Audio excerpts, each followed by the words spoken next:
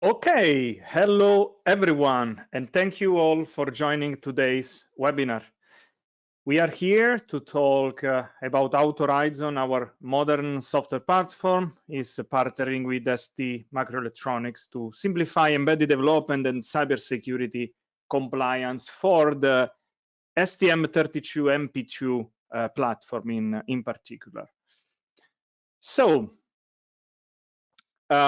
while we wait for more people to join, and before to dive in the content, here are a few housekeeping notes.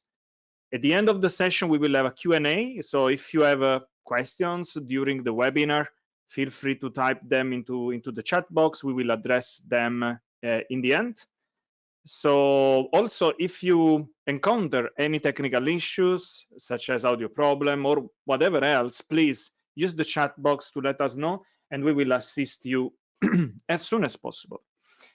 Lastly, this webinar is being recorded and will be available on demand on YouTube in about a week.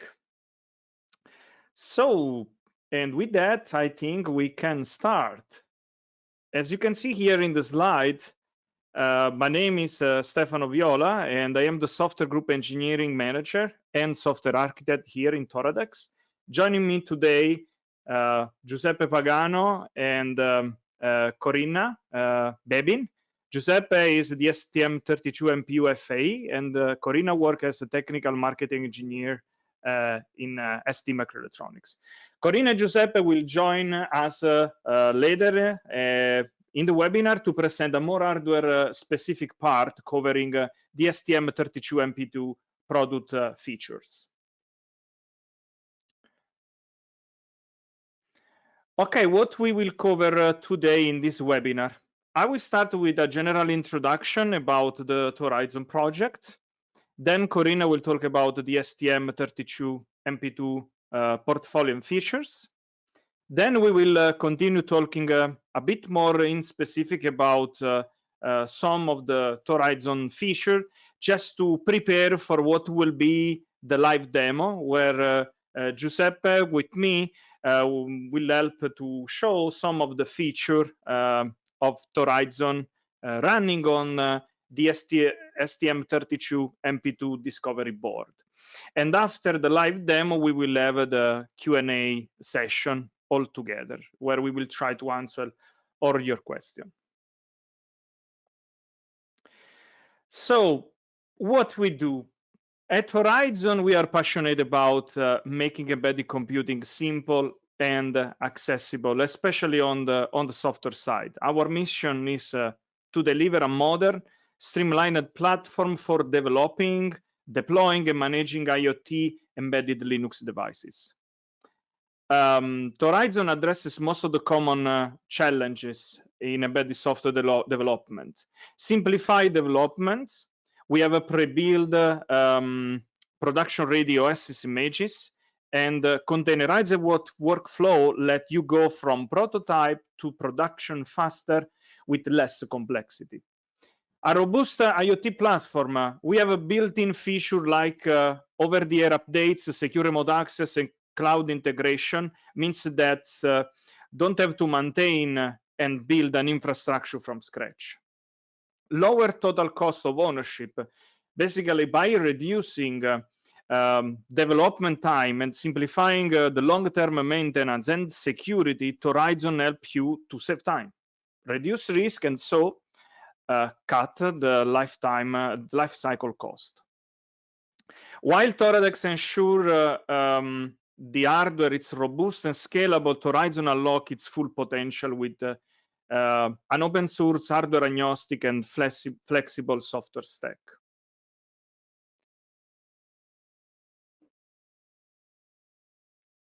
Yeah, probably most of you already know our headquarters is in Lucerne in Switzerland, but in Horizon we operate with a truly global footprint, as you can see from this slide here. Our offices and field application engineers are strategically located across multiple regions to, ensuring we can provide fast, localized support no matter where you are. But this is not just about business expansion, it's really about commitment. By covering all major time zones, we guarantee that whenever you need technical assistance, the Horizon team is ready to respond quickly and efficiently. This global presence is basically one of the main reasons we can provide this excellent quality and services wherever your project, let's say, takes you.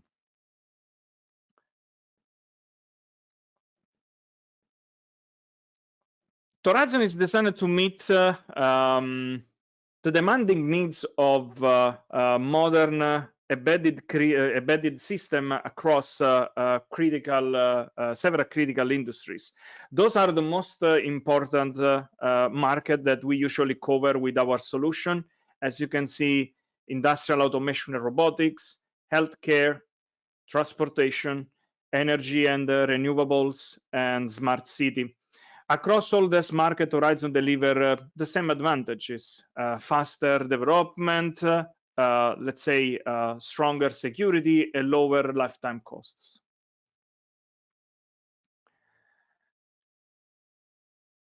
Since our founding in 2003, we have grown into a global leader in a embedded solution with some impressive numbers that tell our story. As you can see here, we have more than 3,000 active customers worldwide that they, let's say, trusted our technology for their mission critical application. More than 150 dedicated employees, where about 70% of them are software engineers. We have 8 strategic global offices, ensuring local support is always fast, as you also see in the slide before. And last but not least, more than 70 proven partners, expanding our ecosystem and capability. And this powerful combination of technical expertise, global reach, and strong partnership is why industry leaders choose our platform for their most demanding embedded application. And now let's start with the first poll of the webinar. Think of current most advanced product.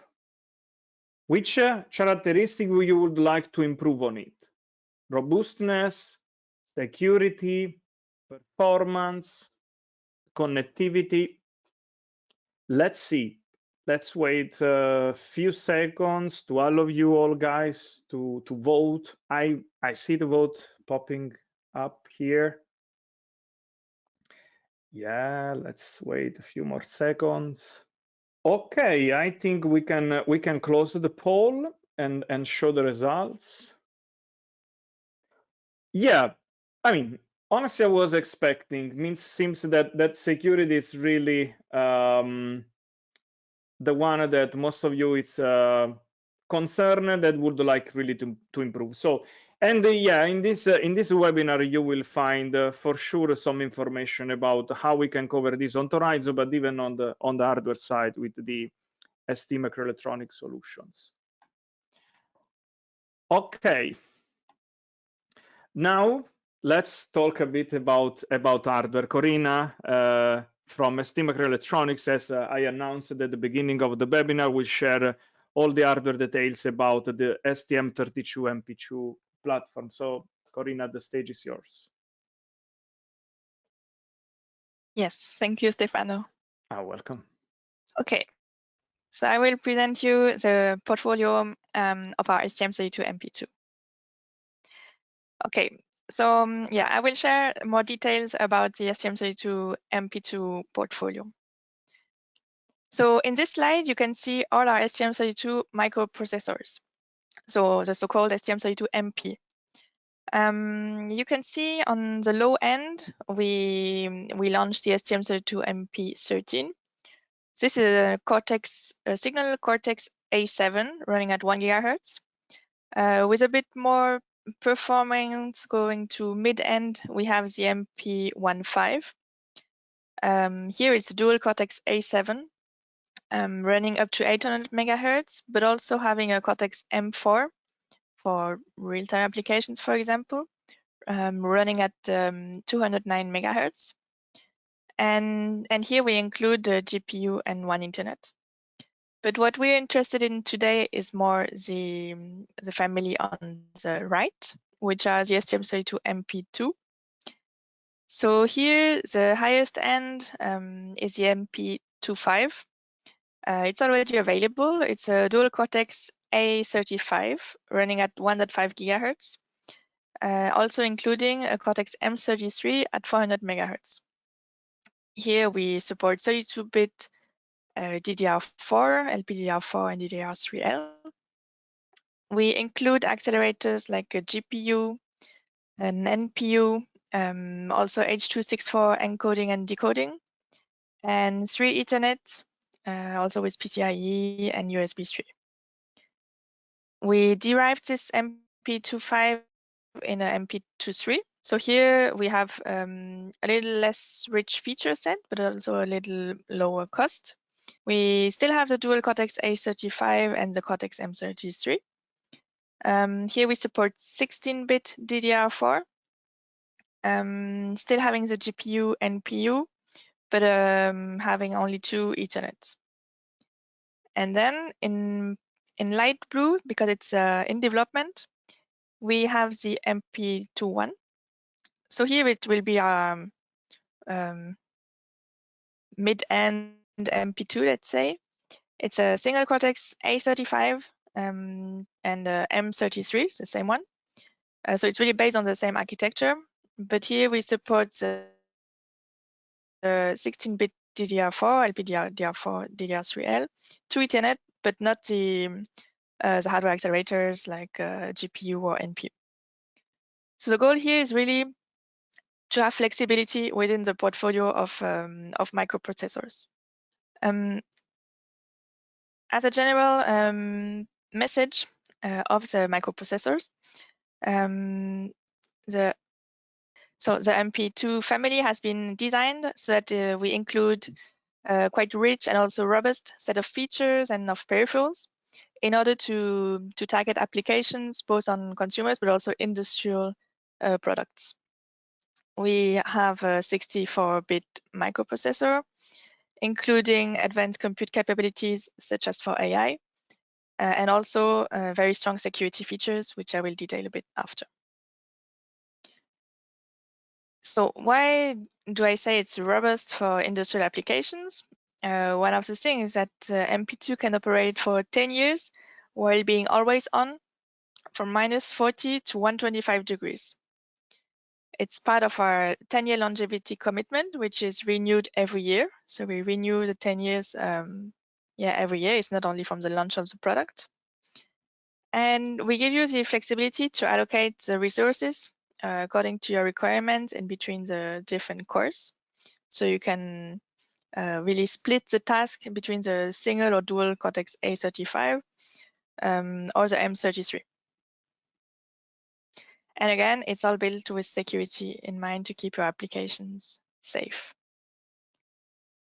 Safe because we target CESIP level 3 and PSA level 1 certifications with memory and peripheral protections, secure cryptographic accelerator, device authentication and attestation, and code isolation. We have the OPTI trusted execution environment. We also can provide SSP for secure secret provisioning, and the framework integrated with an STM32Cube, which you might know even from the microcontroller world. And all this is included in what we call our STM32 Trust ecosystem. This is the label which we give on security features for all our STM32.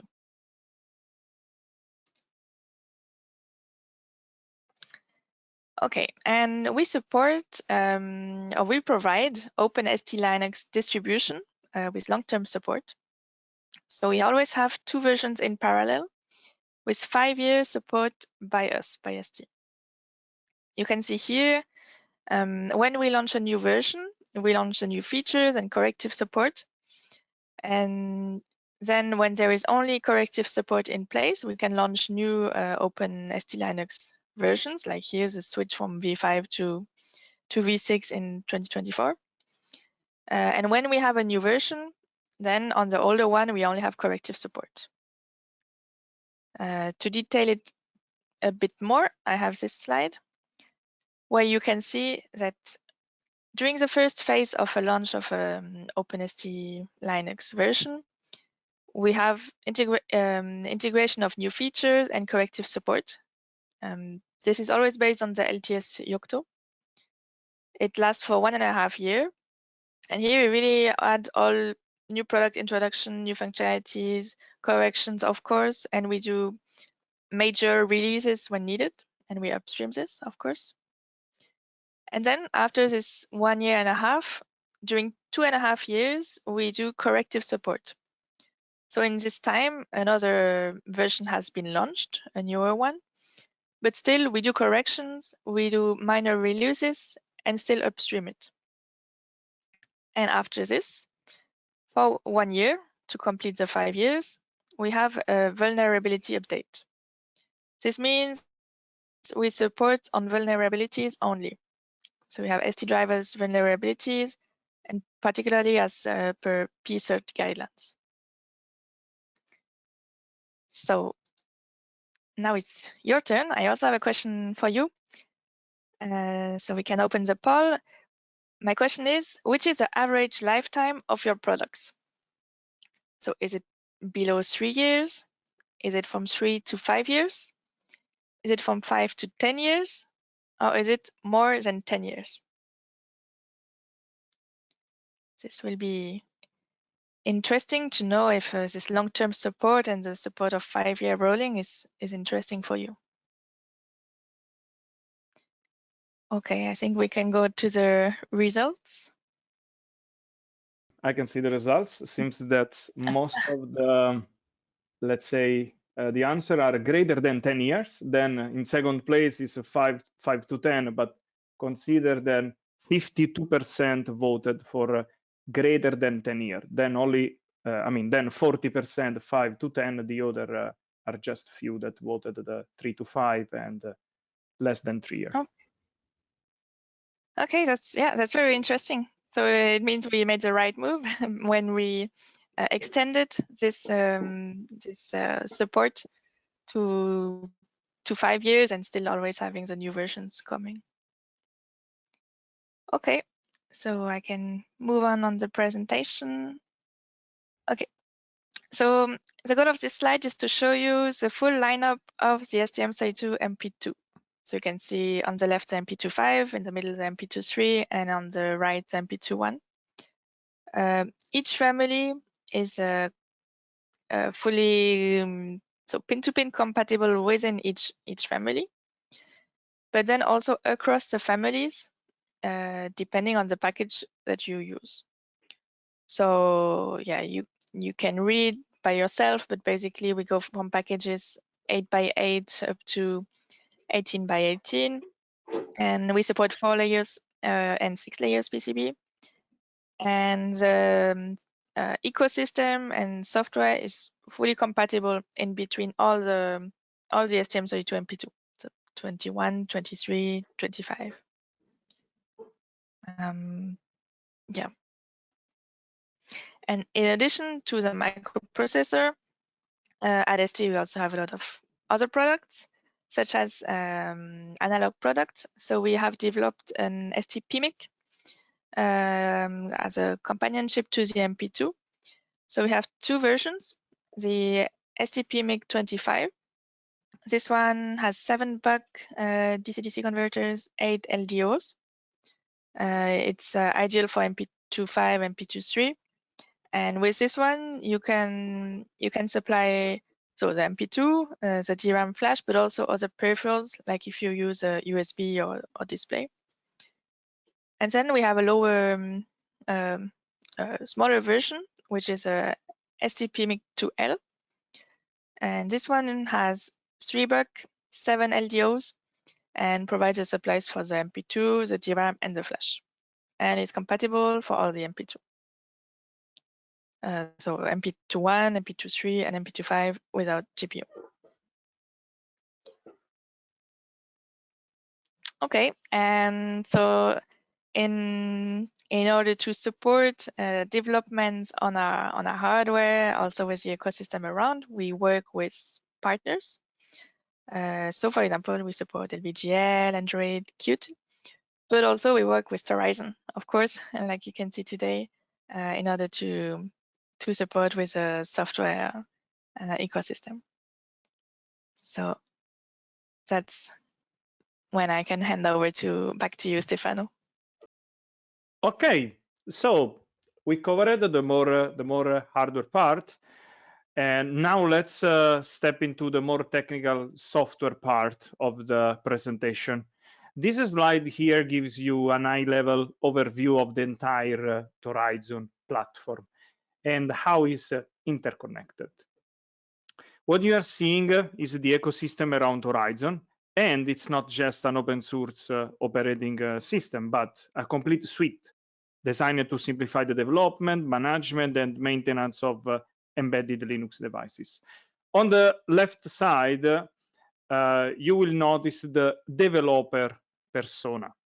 This represents anyone working on application development, system integration, or device configuration, for example.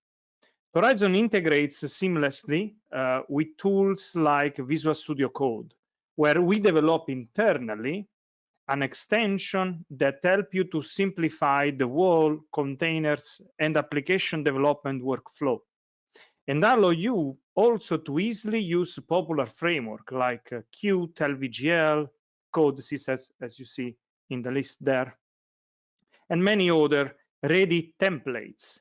In this way, the developers will focus on functionality without worrying too much about low-level Linux complexity and security. Then on the right side, you can see the actual device in deployment, whether it's industrial machine, control units, or vehicle on field, they can all be monitored and managed via the Horizon ecosystem. Now that we have seen, let's say, the big picture, let's take a closer look at how Horizon platform is structured and what its main components are. At bottom of the slide, we have the hardware layer.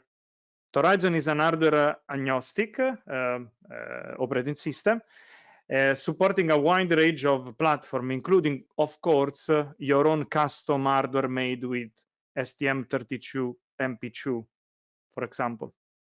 Moving up, we get the Horizon OS, which is the core of the system. This is a free and open source Yocto-based Linux operating system that simplifies the embedded development.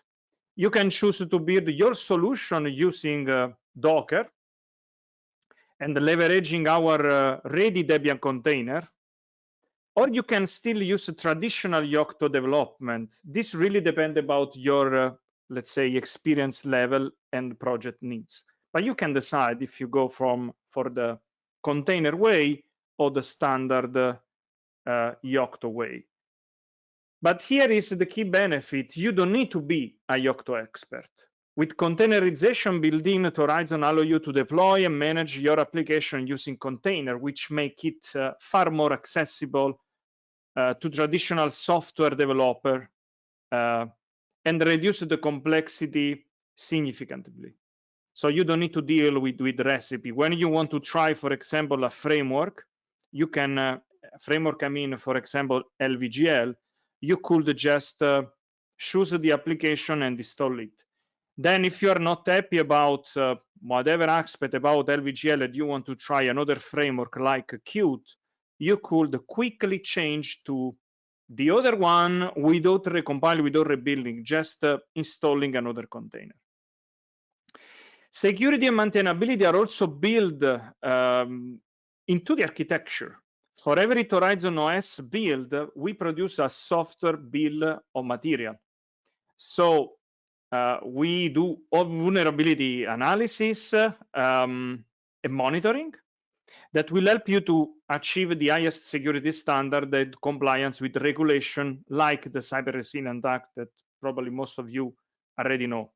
And finally, at the top, we have the Horizon Cloud that provide a clean, intuitive web interface for managing your fleet devices. It supports remote updates, remote access and control, device monitoring, subsystem updates. Subsystem means that you will be able not only to update the operating system of the board itself, but even additional subsystem that they could be present in your scenario. Imagine external microcontroller, modem, or whatever. And also you can manage all those devices using groups that we call here fleet.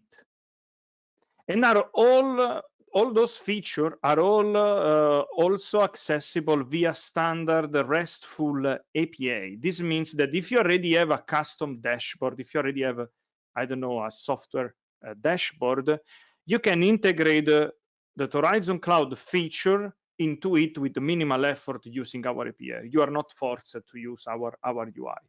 But in the live session, we will see in action some of those features.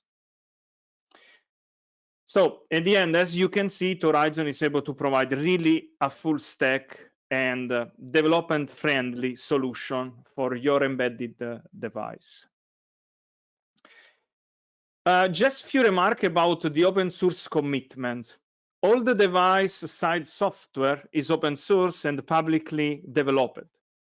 Basically, you can follow our development by monitoring our public repository available on GitHub. And this strategy will create no lock-in mechanism. So if you have a special scenario where you need to customize whatever low-level component of the system, or whatever really needs, you are free to fork the project and create your own build and still be able to use all our services. In this specific case, I want to highlight this aspect, and I am referring to the porting that we did of Horizon OS on the STM32MP2 Discovery. We collaborated with a partner, EMCraft, probably some of you already know, who was able to contribute seamlessly to our project, particularly due to the, let's say, the Horizon open source nature.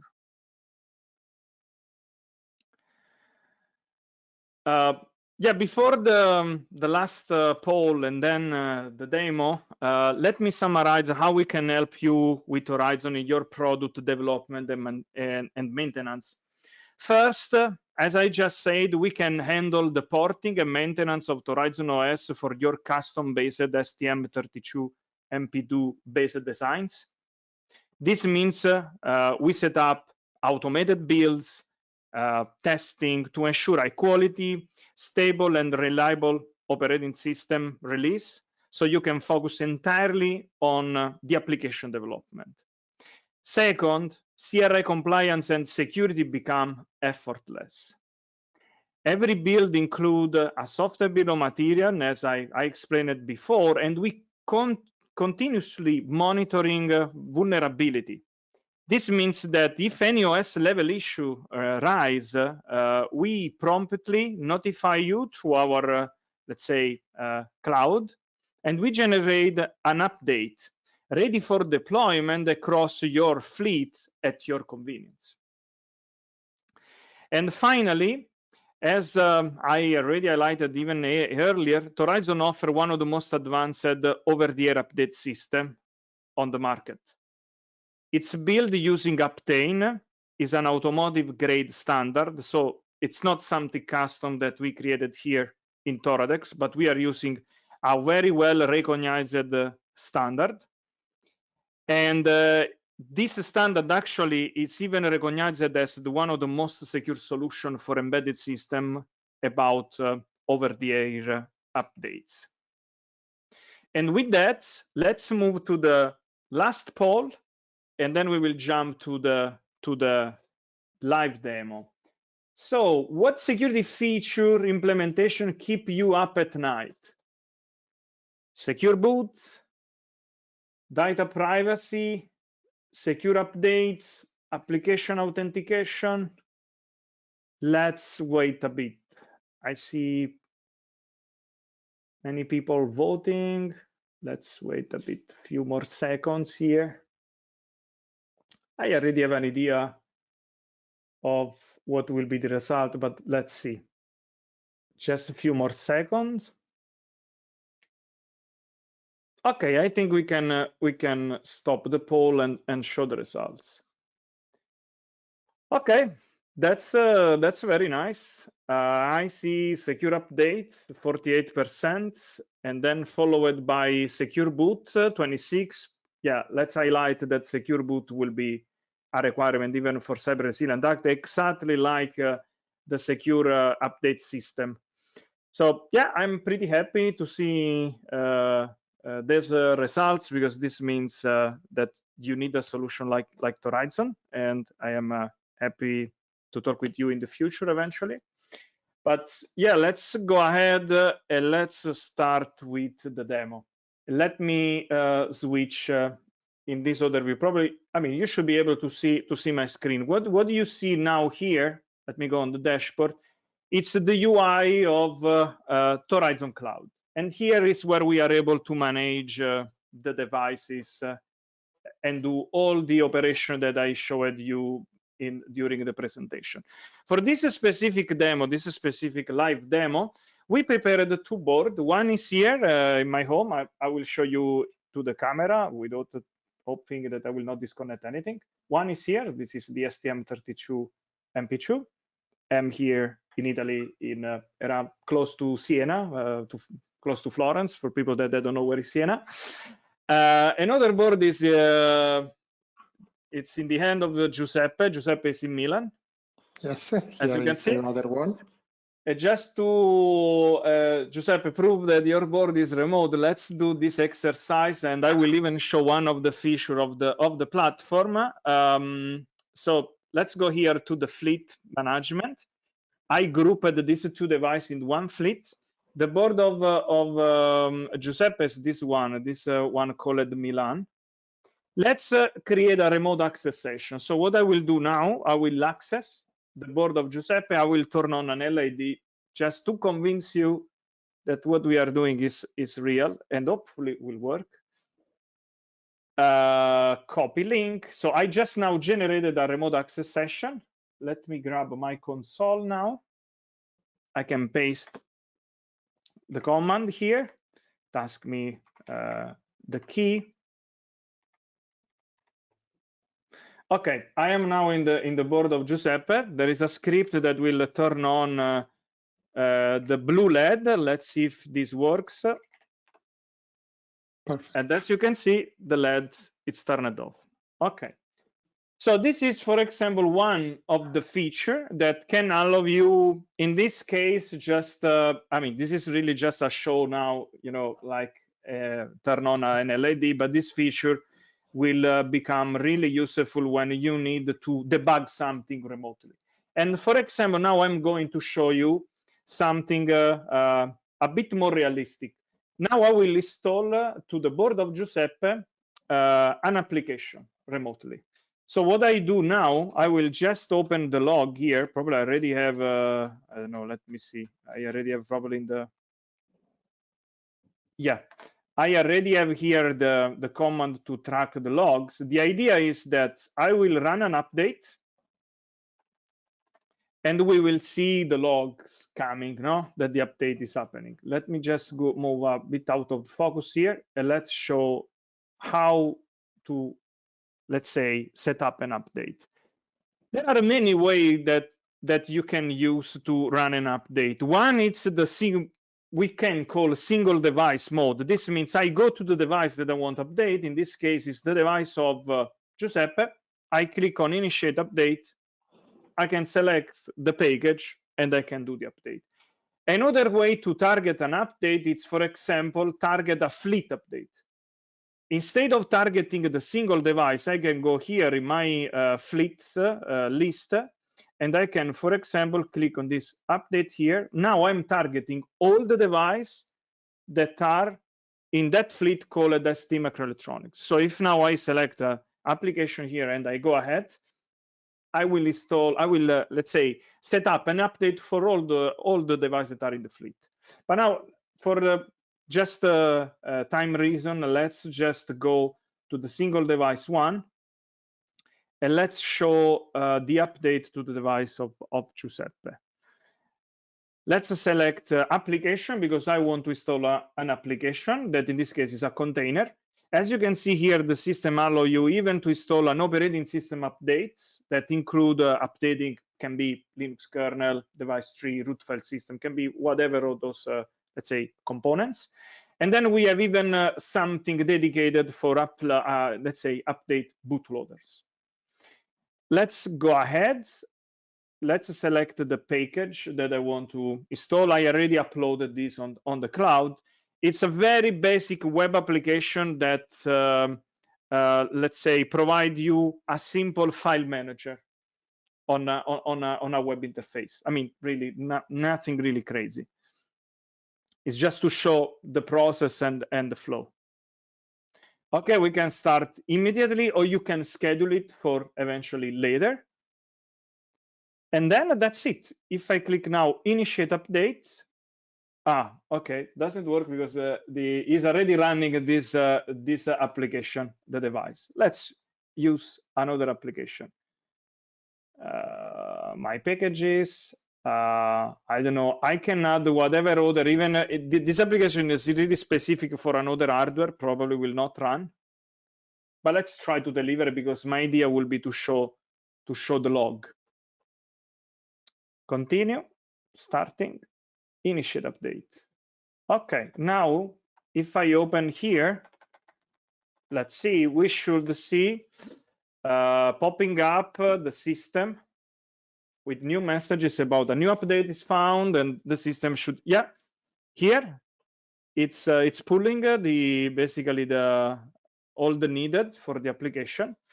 And that's what, for example, you can do. Of course, this is just an example. It's not that you need to log every device that you install with an application. It's just to show how powerful is this platform can really allow you to debug real time some stuff eventually.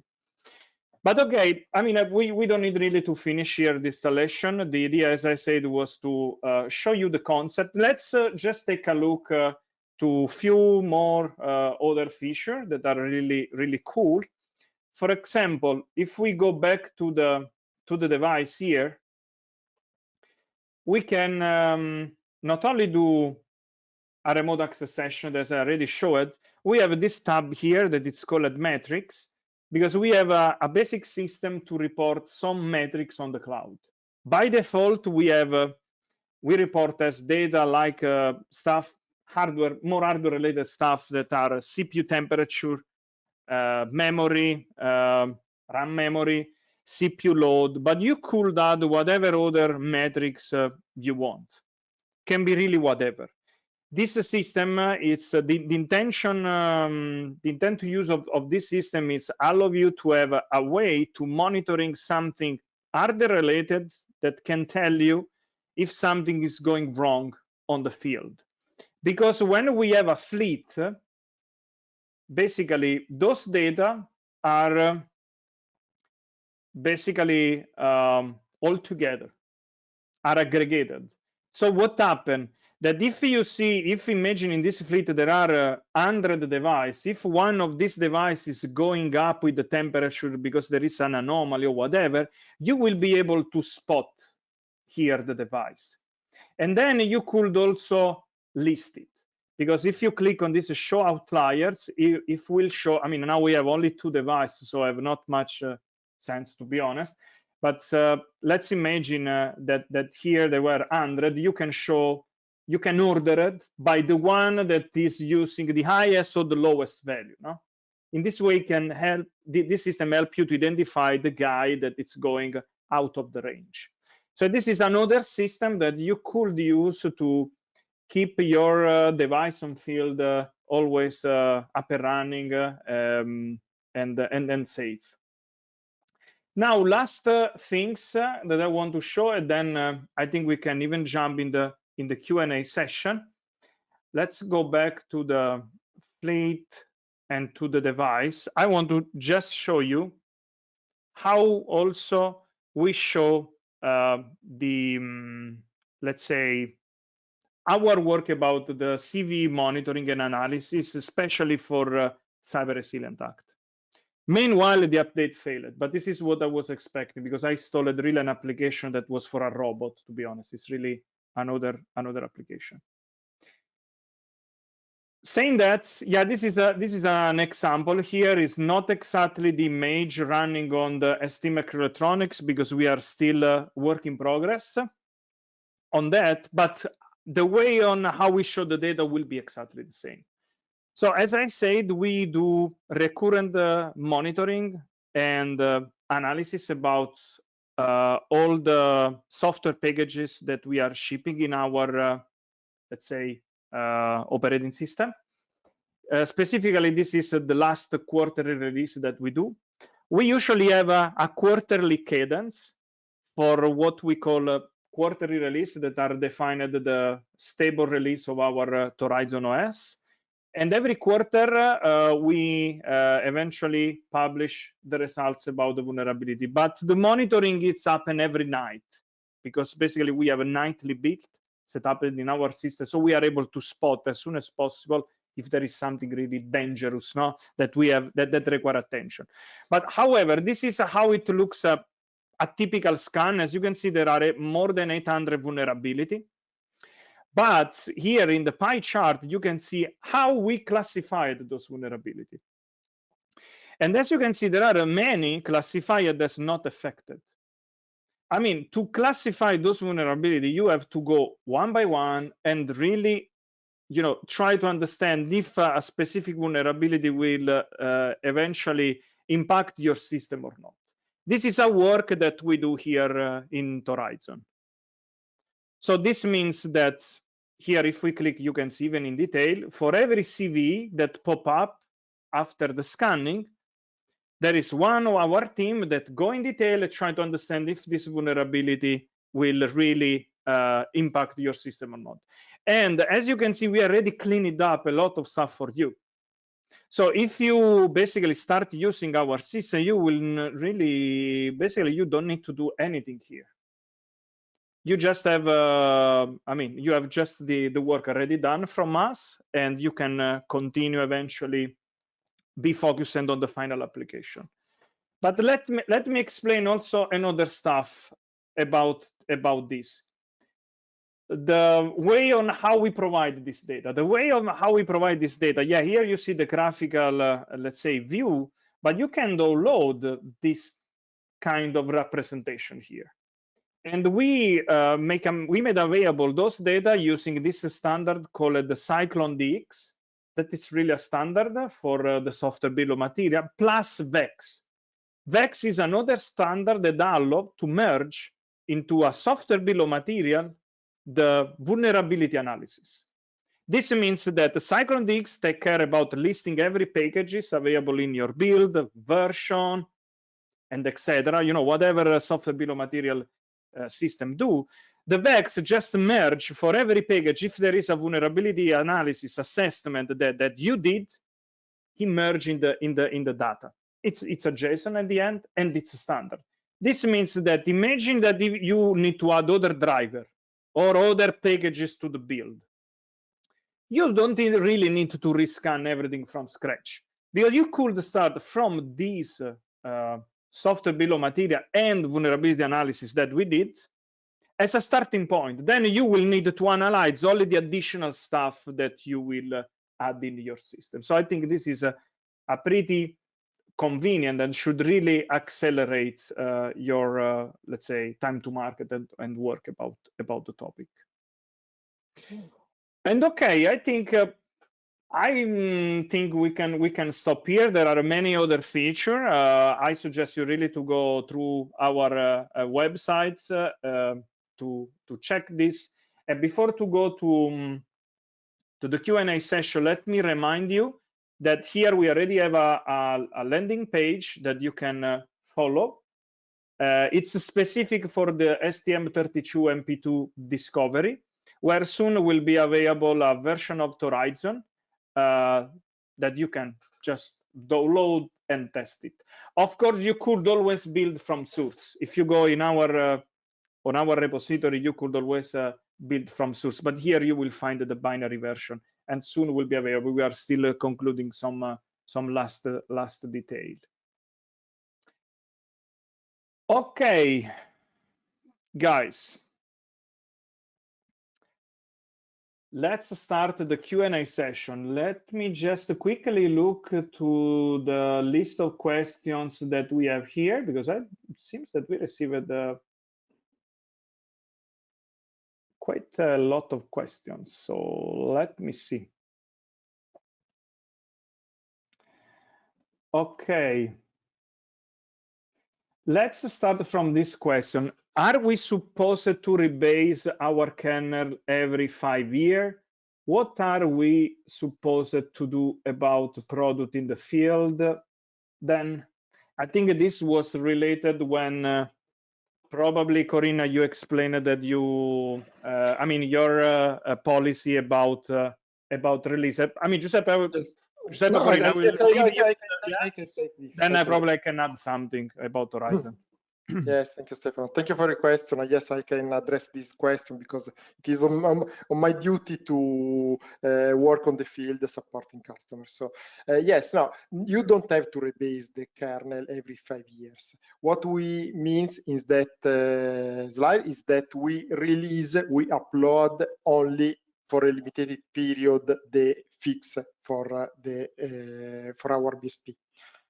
We don't remove anything from our public Git. The kernel, the release will remain there, but we will not update it. So it is possible to maintain the operating system for infinite amount of time. If you have any issue, you can open a ticket and we support also your issue. But the point is that our public Git will not be and will not be updated anymore. It will be frozen after 10 years. I want to add a couple of notes, Giuseppe, that are probably on the upper level. So I want to just remind. I mean, I'm working in this field since really many years, so I know that there are some use cases where people basically ship some software, and then it becomes very complex do updates. But this is the exact reason why the European Commission really decided to do this CRA, because you have to update. I mean, now will be not anymore an option.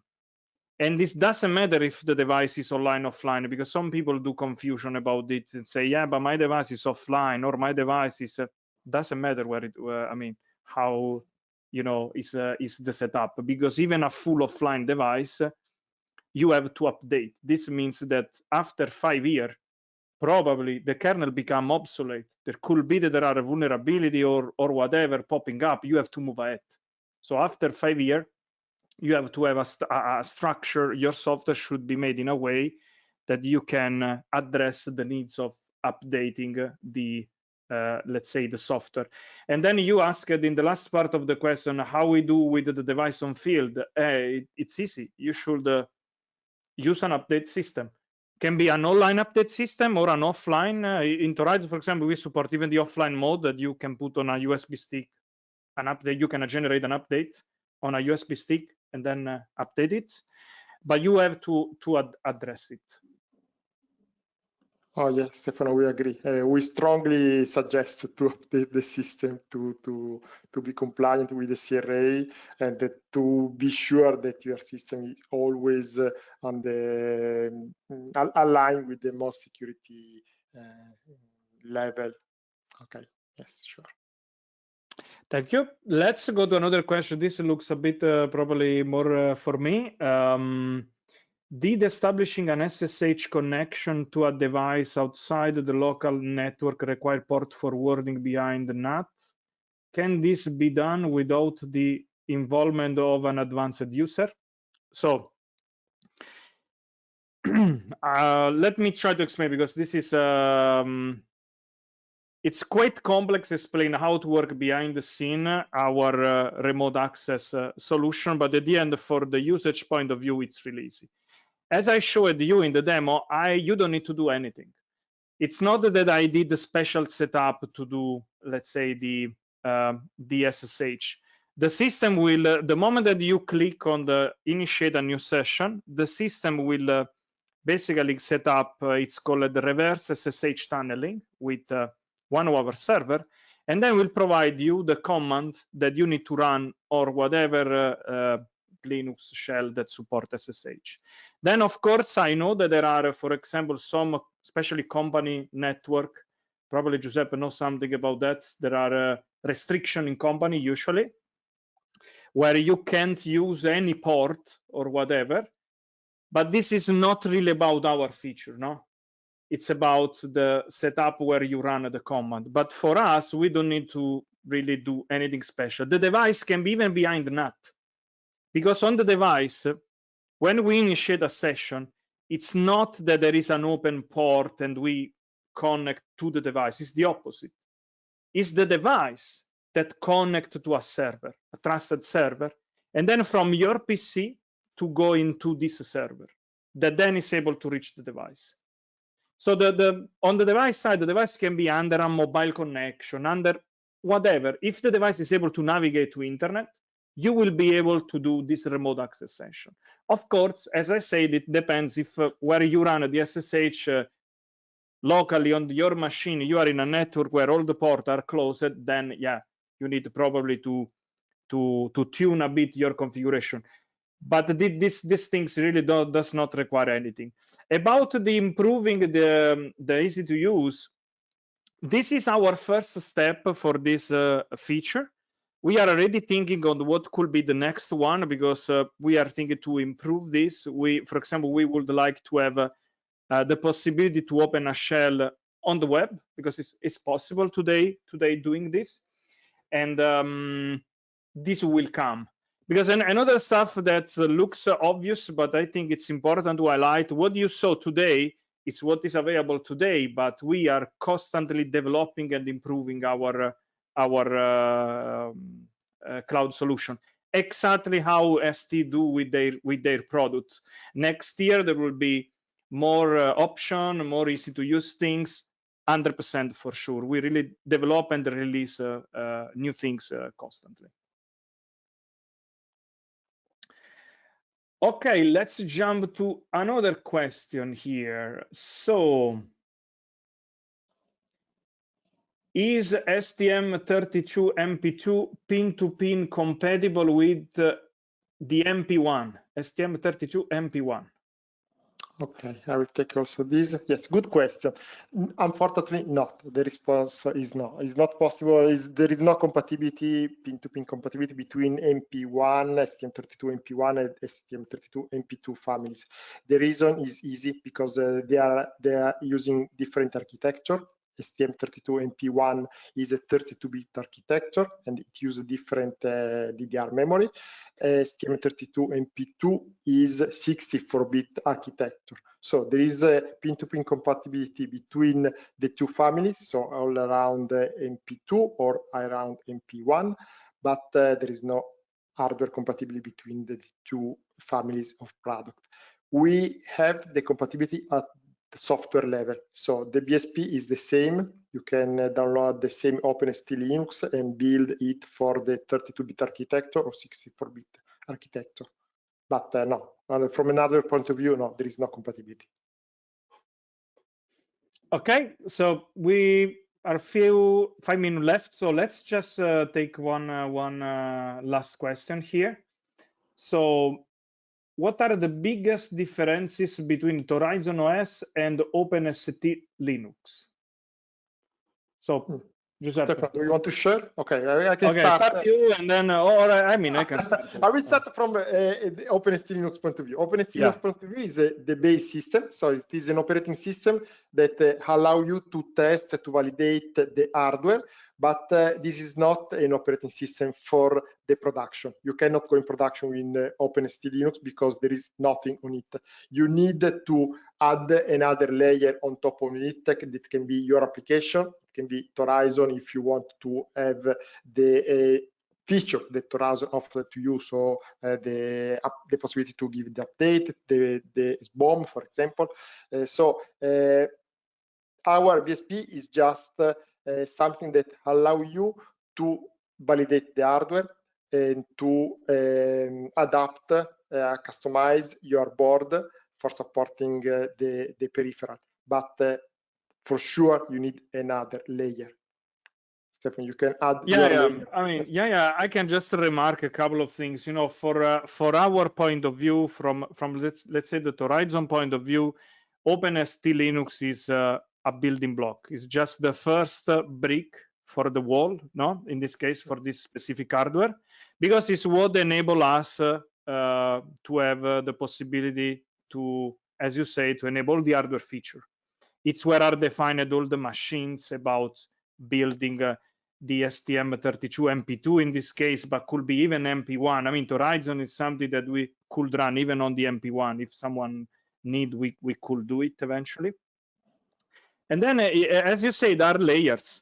So it's the what I call the machine layer. No, it's the one is the chip vendor layer that you have the open embedded Yocto layer. Then you have the machine layer that usually is the chip vendor one, and then on top of it, as you say, you can have Horizon, you can have the barebone application on top of it if you want, but that's how it works. But I think the important things that we should highlight here that both on the OpenST and even on Horizon, we have a very similar policy about supporting and upstreaming the code. This is extremely important to provide you a nice and reliable product, because let's imagine there are other chip vendor that they don't do upstream, they use old kernel or whatever. What we can build with Horizon on top of that will not be the same, let's say. Okay, so I think we are at the end of the webinar. I want to really thank Giuseppe and Corinna to be here. Thank you so much. Olga, thank you for having us. Thank you, Stefano. Thank you. Thank you. And yeah, see you soon in the next webinar. Bye-bye. Bye to everyone. Bye. Thank you. Bye-bye.